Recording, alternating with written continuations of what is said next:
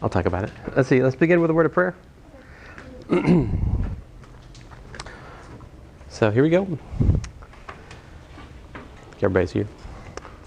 Heavenly Father, we thank you again for the beautiful weather outside. Thank you for the students. Just ask that you just bless this class today. Help us to understand a little bit more again about your creation together, and just help the students, encourage them just each day, Lord, to do their best for your glory, Lord. In your name I pray. Amen. So I started you guys out with a question here, which is, if f of x equals to x squared, and you've got, f of a equals to f of b, what does that imply? So, why would I put a 6 there? It's, oh, you thought it was a 6. Okay, well, we can do that. If we have, so that'd be a squared. I see, okay, now I get it. So let's suppose that that's 6 squared for a second. What does that tell me? You guys tell me that says a is 6. I say that's half the story, because this is the same as a squared minus 6 squared equals to 0, which then we can factor as a minus 6 times a plus 6 equals to 0, which tells me, in fact, a is either equal to 6 or minus 6, right? In other words, more efficiently speaking, so let's try this problem again. Suppose you have f of big A equals to f of big B, all right? No one's going to mistake my big B for a 6, right? No. Okay. Might be an 8. Get out! So you're no. So this would mean a squared is equal to b squared, right? All right? And then what? So you can take the square root of both sides. This says that a is equal to plus or minus b is the solution, all right?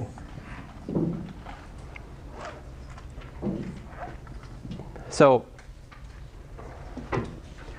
here's a definition for you. Definition: a function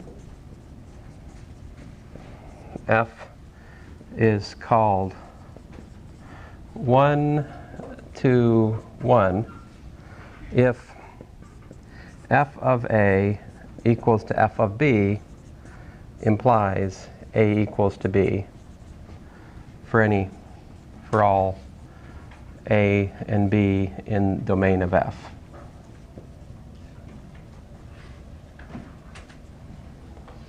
All right, this is what a one-to-one function is. Right? The idea of one-to-one function is one input goes to one output. And we can't have two different inputs going to the same output for a one-to-one function. So let me put that in a sentence here. Each input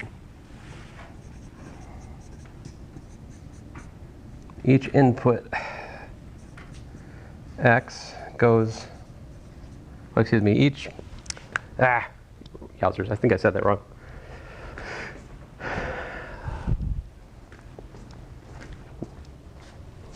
Let's see here, rather than writing that sentence, you could use a and b, right?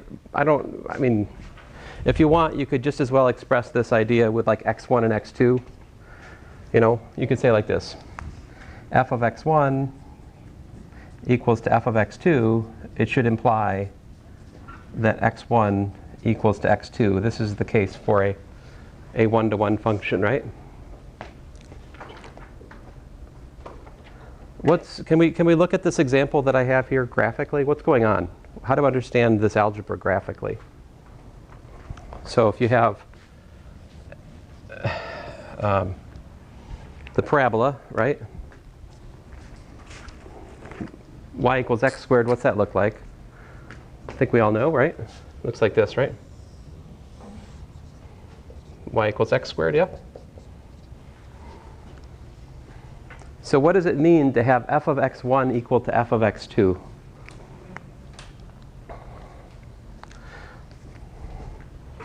Listen, guys, the reason I put a and b here is just to make the algebra easier to kind of work through. x1 and x2, it's like more writing for you guys, so I just use a and b to make life easier algebra-wise. Okay, so geometrically, what does it mean f of x1 equals f of x2? What would that mean?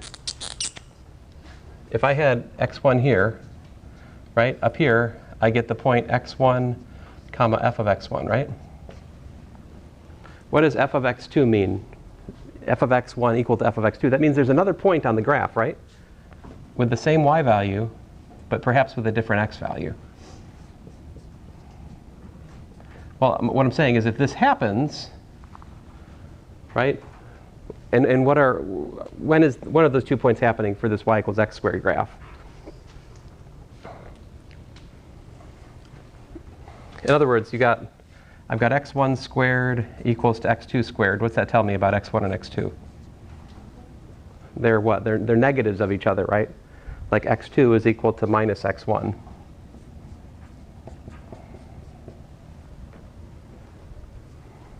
If this happens, if your function has this property, right, that you have two different inputs giving you the same output, all right?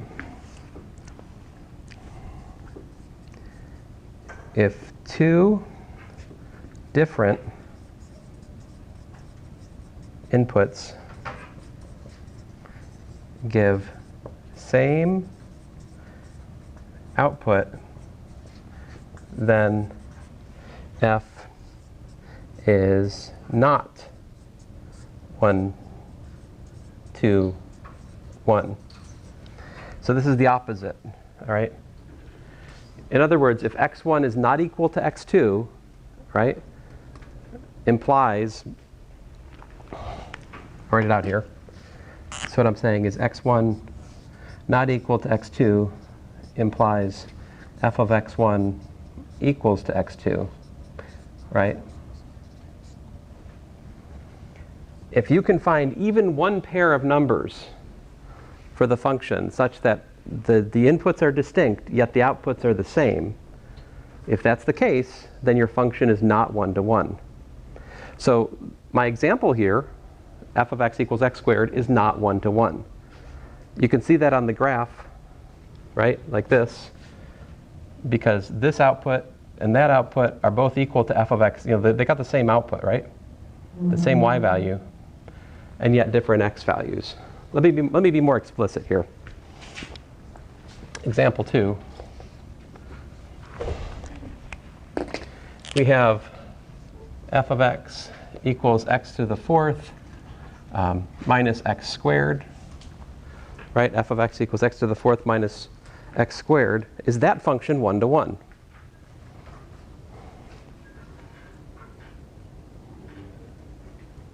Yes or no? What do you guys think? So we can test it.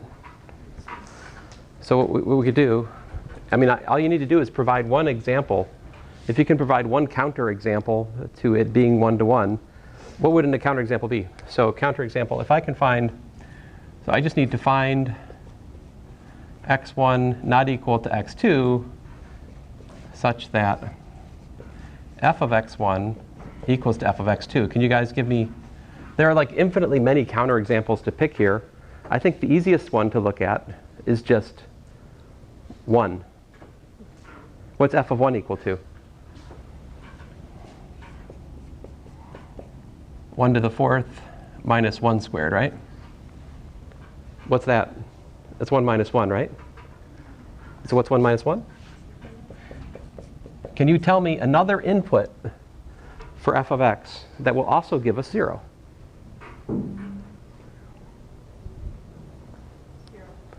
0. Ah, very good. F of 0 equals to 0, right? Excellent. So 1 is not equal to 0, yet f of 1 equals to f of 0.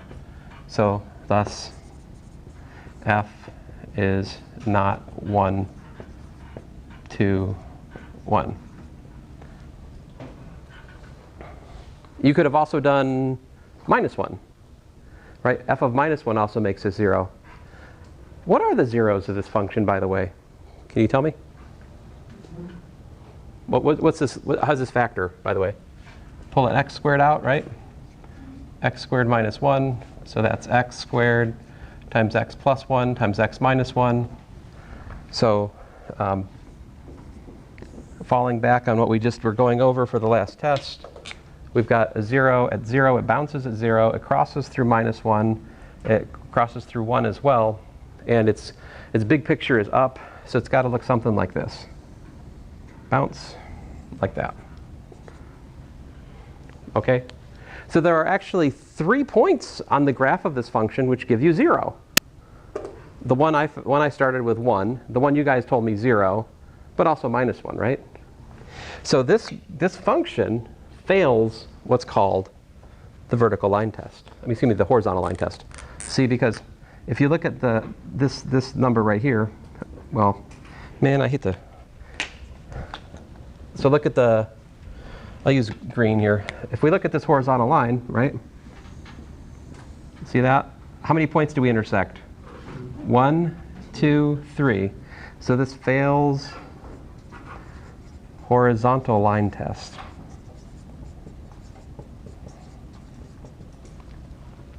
What's the horizontal line test? The horizontal line test says, look at the graph of your function, right?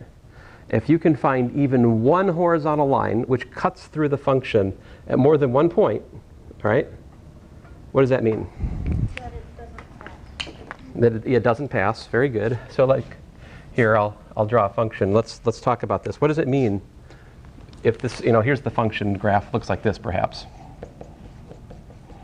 All right.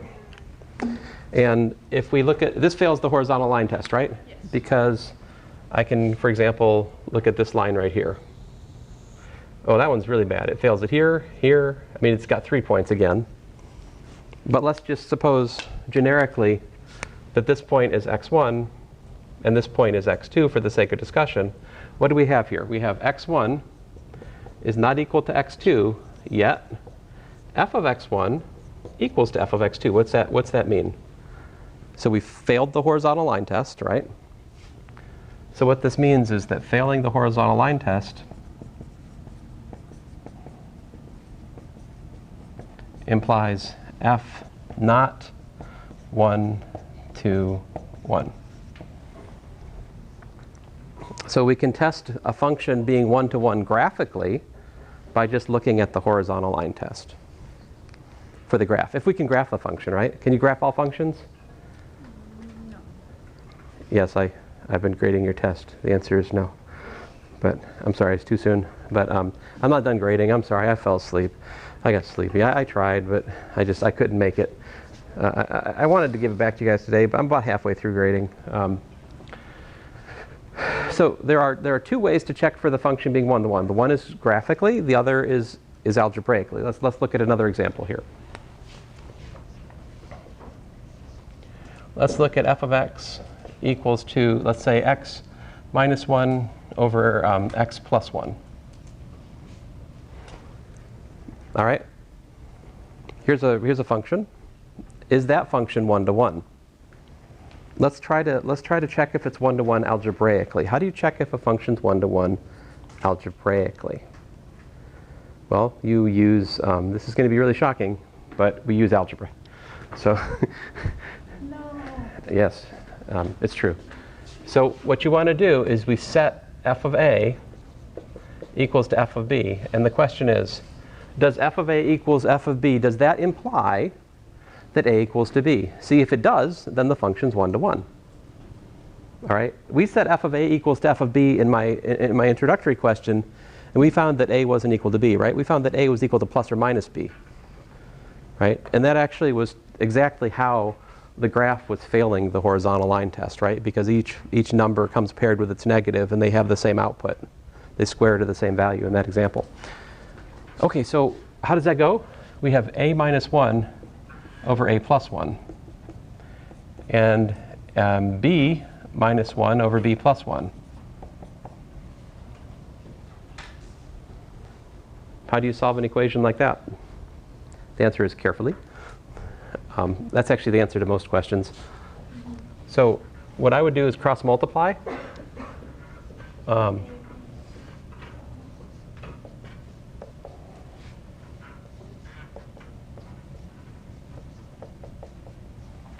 Like that. Now I'm going to FOIL things out, and hopefully the badness will go away. We'll see. Because I got myself an AB plus A minus B minus 1 equals to BA plus B minus A minus 1. Multiplying things out. Well, I am very happy because this is a very offending term to me. This BA term cancels. That is very good news. Because BA, that's bad attitude. Sorry. Yeah. I'm sorry, did you guys watch the A-Team? No. No? Oh, All right. is that the one with bad boys in it? Is that the one with bad boys in it? Did you say the A-Team? The A-Team, yes. I love that movie.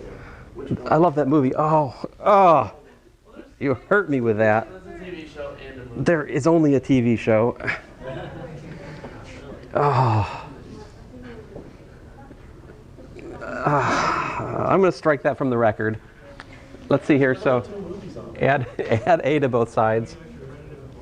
We get extra credit if we watch it. No, watching that. First of all, no, I wouldn't encourage you to watch the movie. Second of all, if you watch the show, it's its own reward. Let's see here. So add B to both sides. We get 2B. Right? There's a minus 1 on both sides. They cancel out. Wait a minute. Can't you just divide by 2? A equals B. So yes, this function is, no, I wasn't absolutely sure I was going to get through this. No, I just try. I knew it's 1-to-1. How do I know it's 1-to-1? Because I'm the teacher is not the answer. It's like, I was going along in life taking math classes, right? And then I got to grad school and I took more math classes. I did some original work in math, created some new math, stuff like that, or discovered it. New math? Yes, that's what you have to do to get a doctorate in math. But So cool. and then something magical happened. I started teaching, and all of a sudden, all knowledge was given to me. What did you create? I could just see mathematics once I started teaching. No, this is not how it works. It's a step by step. What did I create? New math. No, like what new math? Super math. Is that what you called it? Was it a It's super- formula for something? Yeah. Like I had a Formulas. teacher who made, he created a formula to calculate how. I mean, mostly I worked in math that people had already started, and I just pushed it a little bit further. That's what most people do. What's that?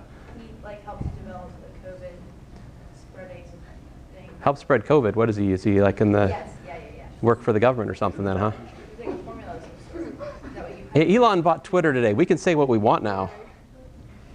That's right. Yeah, dude, he's firing If you guys, I don't know if you're on Twitter or not. I partake in the Twitter a little bit, mostly because I like to refine my trolling skills. But generally speaking, you guys are very interested in me not talking about math. So I could start talking about like dog grooming, and you guys would be all into it, right? It doesn't really matter. No, not really. That's not true. That's also not true because I have nothing to say about dog grooming. I feel like you do something to say about that. I do have something to say? Yes, I do. Leave the dog outside. It's where it belongs. There you go. That is a hot take. Dogs are not your babies. They belong outside. Sorry, I'm trying to win friends and influence people today. Some of them were made to not breathe. So how did I know? It's not because I have insight given from on high or something, although I think we all are talented by God, are uniquely as God makes us. But I'm saying it didn't just come to me. The reason I knew that this was 1-to-1 is because I can see in my mind's eye what the graph of this is without even writing it. Like I know how the graphing works. This function has we have degree 1 over degree 1, right? Yes. So the ratio of the leading coefficients is 1. This has a horizontal asymptote of 1, right? So the horizontal asymptote is 1. I know that's kind of a weird place to start, but there it is. It's got a horizontal asymptote of 1. And what's the vertical asymptote? -1, right? And where are the critical numbers? Sorry, I usually put it above the graph, but I've worked myself into this. There's only one critical, well, 2, right? -1 and also 1, right?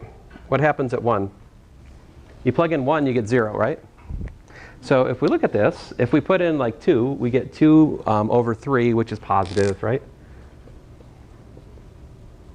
From -1 to 1, if we plug in like 0, we get negative. And then if we plug in, say, -2, we get minus 3 over minus, it's positive again, right? So that's the sign chart for this thing. So the graph looks like what? Something like this, yeah?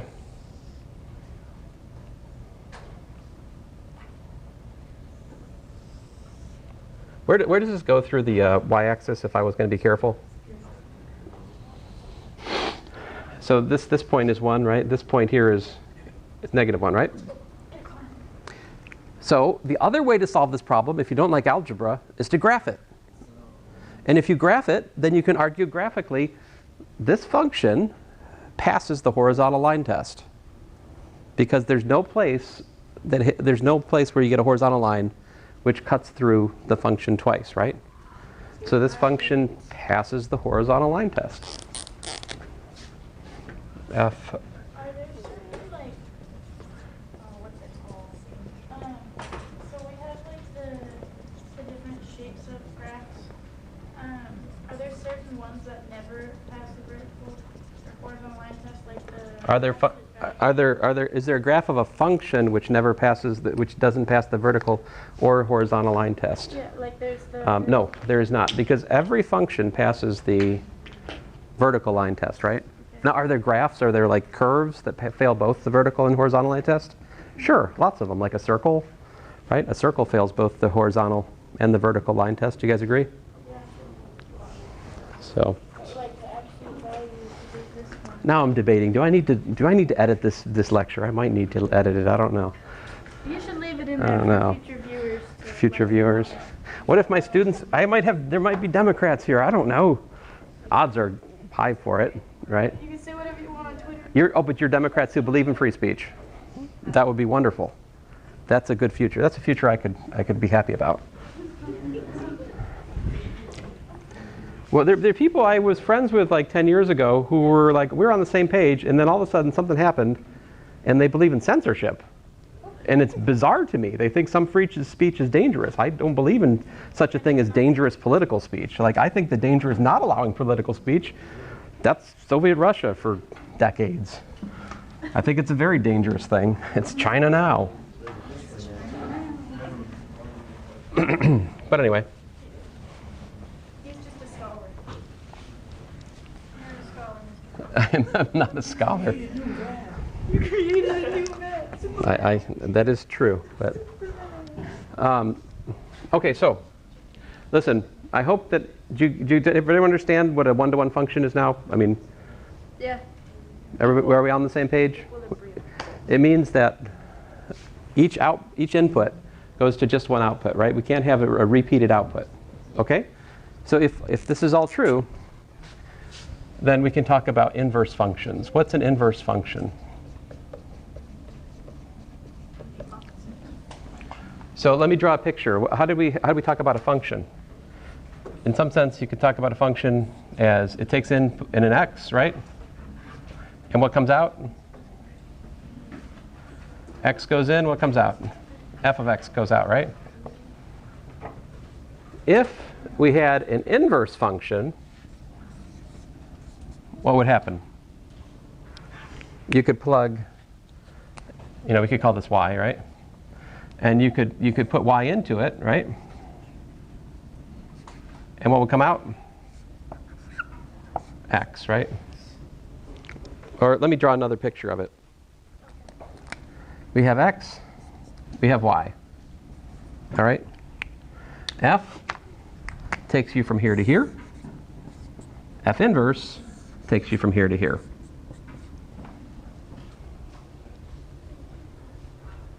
This would be an inverse function. Now, for an inverse function to be a function, what do you need? For the inverse function to actually be a function, we need it single valued. All right? It turns out for the inverse function to be single valued, we need f to be 1-to-1. All right? So let me just give you the definition here. If f is 1-to-1 function, all right, with the domain of f equals to, let's say, I need to come up with some names here, so let's call it, I'll call the domain of f u, and I'll call the range of f, let's call it v, all right? Then f inverse is a function from v to u, where number one, we have f of f inverse of, let's say, I'm going to use y here, is equal to y. And this is for all y in v.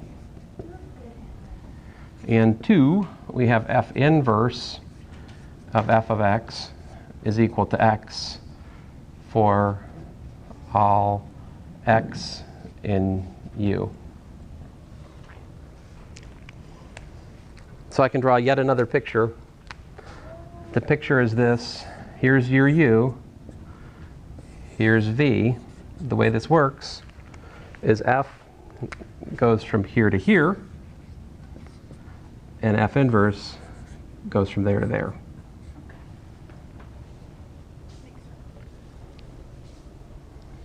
This is the idea. Now, the reason, I mean, so like some people would also use an x in number 1. And why would they use an x here? We'll use an x there sometimes.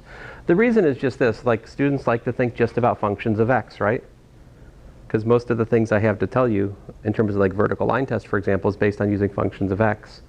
But just for conceptual reasons here, just for the purpose of this lecture mostly, let's put a y here, because we should understand that the numbers that makes this identity true are different than the numbers which make this identity true, generally speaking. Because here, the domain of the inverse function is the range of the function, you see. So let me write that down. Domain of the inverse function is equal to the range of the function. And also, the range of the inverse function is equal to the domain. So they flip-flop of the function.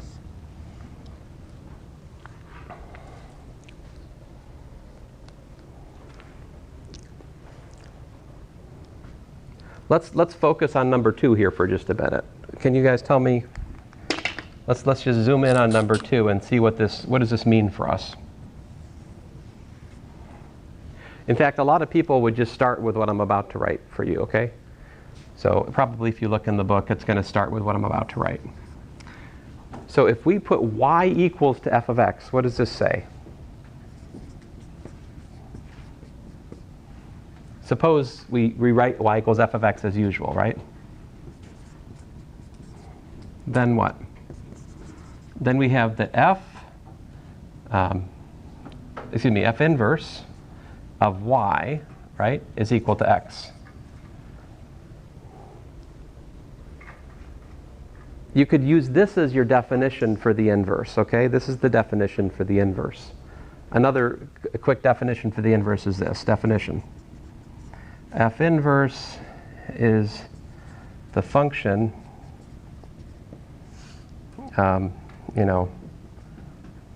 such that when y equals to f of x, we have f inverse of y is equal to x. You could look at that as a definition. I don't think that's as complete as the definition which I gave on the right of the board, though, okay?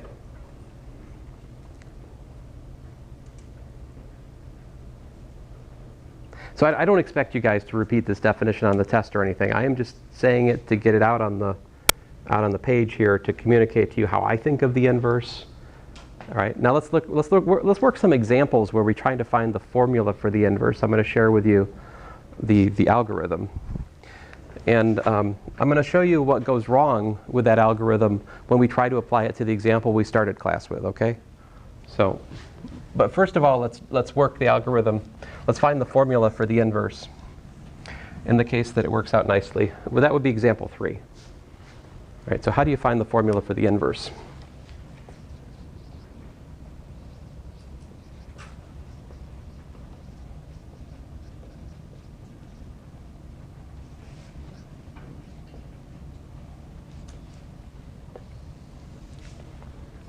So I'm gonna tell you a procedure that we can do, okay? And then we're gonna follow this procedure for some examples. So here's the roadmap. Number 1, write y equals to f of x. Right? So we're talking about some function. I'm assuming that you have the formula for the function, all right? So number 1, write this equation, okay? Step number 2, solve for x. That's it, solve for x. Step number 3, and let me say it's x equals stuff in y, all right? Then f inverse of y is equal to stuff in y. And if we're just interested in a formula, we can stop there. That is a formula for the inverse function. All right? But many of you have had previous classes where you didn't quite do this. Do you guys remember what you did in previous class if you did this before? A lot of other instructors start with something else. They start with switch x and y in this equation, right? I say step number 4, if you want formula in terms of x, quote unquote x, then swap y for x in step 3. And why would you want to do that? Well, you would want to do that, for example, if you wanted to graph both the function and the inverse function on the same coordinate axis, right? Then you might want the formula in terms of x. It would make sense there. You'd say, well, are there other places where you don't want the formula in terms of x? Yes, there are. Certainly applied problems. It's in your best interest to use different letters for different meanings. For example, if you have a function which gives you the, the conversion rate from Fahrenheit to Celsius, you definitely like to use different letters for the Fahrenheit versus the Celsius, right? So the function, the conversion from Fahrenheit to Celsius, do you guys remember the formula for that?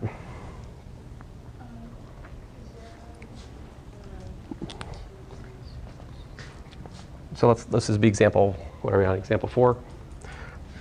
So let me actually do that example. Let's see here. So what's the formula? If x equals degrees Fahrenheit,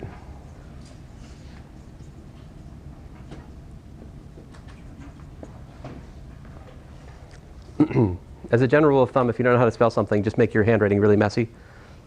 It's a good. You're drawing it out. So that's a very poorly written Fahrenheit. I like it. So You should trademark. what is the formula for degrees Celsius? Y equals f of x. What's the formula for degrees Celsius? Do you guys know? From Kelvin? No, from Fahrenheit. How do I convert from Fahrenheit to Celsius? Are you guys going to make me? No one knows? 32 is equal to 0. That's okay. I guess we could start there. It's like Celsius. So x minus 32 should be part of the formula, right? Because when Fahrenheit's 32, Celsius is 0, right? What else do I need? I need some kind of multiplier on that. What goes there? Is it 9/5? Is that right? Well, we can check it.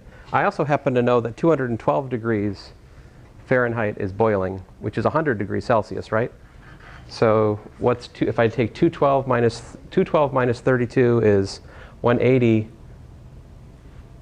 5/9 actually the other way. Phew, I thought I was going to have to Google this for a second here. So if you plug in 212 into this, you get 180 over 9, which is 20. 20 times 5 is 100. This checks. This is the formula. This is how to convert. What's that? So it's 9. But that's converting the other way, I think. That's the opposite direction. you got Fahrenheit to Celsius. You got Celsius to Fahrenheit, that formula. Okay. Okay, so my point to you here is that what we have is y equals to 5/9, right? X minus 32. You guys all with me? So here we have degrees in Celsius. I can't spell anything today. Help me out. How do you spell Celsius? I'm an idiot. C-E-L what? S-I-U-S, is that it? It's okay, we can't I think spell it's either. C-I-U-S. C-I-U-S? Yeah, it's definitely not. There's 2 C's in it. Yes. There we go. Degrees in Fahrenheit. All right. Why don't you put the I like how you spell Fahrenheit. On the top. There you go. But now I'm saying degrees and degrees. I don't know. Anyway, we have math to do here still. So to find the inverse function, solve for x. Can you solve for x?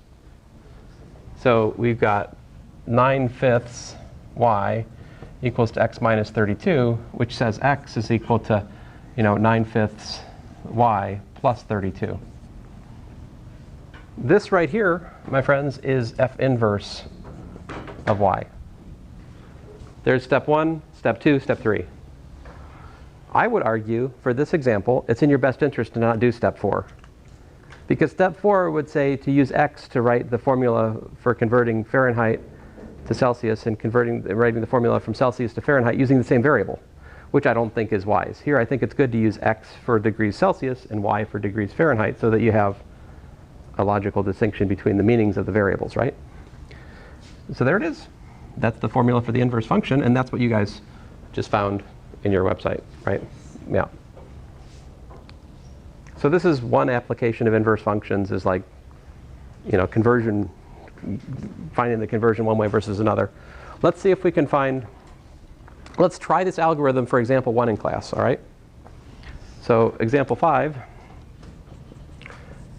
what if we have f of x equals to x squared? So let's ignore for a moment, ignore the admonition of the definition, f has to be 1-to-1, right? Yes. What happens if you just willy-nilly go looking for the inverse function when the function is not 1-to-1? What happens to you? Step 1, we write y equals x squared, right? Step 2, solve for x. What happens when you solve for x? X is equal to plus or minus the square root of y. That's a problem, because we can't have f inverse of y being both the plus and the minus. You got to make a choice. You can't have your function doubly valued. So either we have to make f inverse of y equal to the square root of y, or we have to make f inverse of y equal to minus the square root of y. But you can't do both, right? And then if we do the step 4, right? So like, in other words, we can't choose, is f inverse of x equals square root of x, or is f inverse of x equal to minus the square root of x? How do you, which to choose? The point is you can't choose both, therefore this function does not have an inverse. All right? Not unless we do other things, all right? We'll talk about that in a future class. I'm not going to talk about we can repair this example in a sense to find an inverse, but we can't find an inverse for the whole function. We can find an inverse for just part of the function. So example 6 here.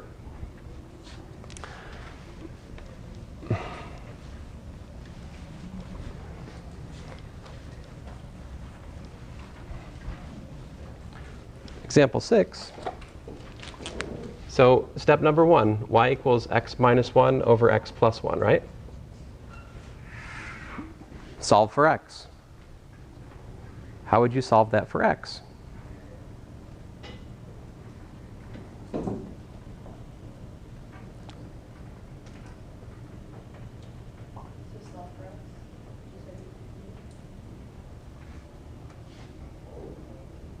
Yeah, solve for x. How would we solve for x?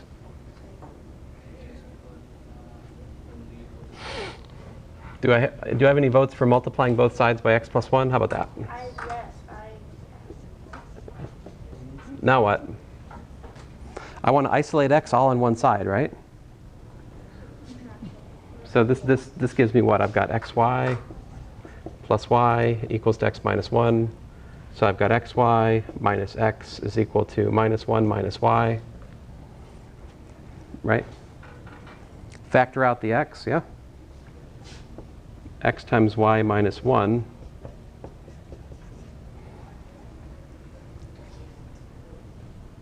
Now we can solve for x, right? X is equal to minus 1 minus y over y minus 1. So, you know, I wrote down the roadmap over here, steps 1, 2, 3, 4, right? But step number 2 can actually be kind of involved, right? But we can do it using the algebra we talked about in previous weeks and such. And so this then is going to be equal to f inverse of y. I've erased it, and it's so unfortunate I erased this graph. What did the graph tell you? Remember, there was a horizontal asymptote at 1. So this is for what? This is for y not equal to 1, right? If you look at it, the range of the function was everything except for 1. What's the domain of the function? Look at this formula. It's everything except for what? Minus 1, right?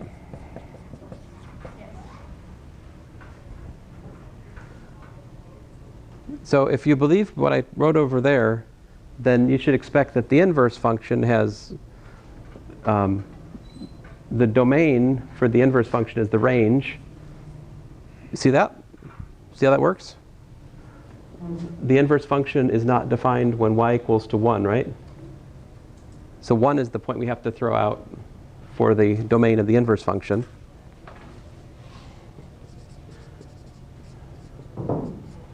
And it's perhaps less obvious, but if you look at this, what's the leading coefficient?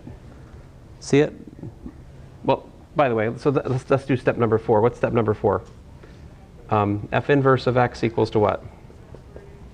Minus 1 minus x over x minus 1. So there's the formula that a lot of people who teach this course and teach lower level math insist on you finding, right?